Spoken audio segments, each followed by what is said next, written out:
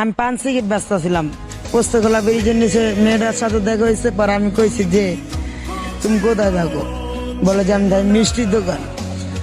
আর পর আমি গেছি, যে আর বাসা চিনছি, কথা মতো কইছে, আইছি। আইয়া মনে করেন কয়দিন থাকছে এদিকে, পরে তার মনে করেন বাসায় যাই না, ভাল লাগে না।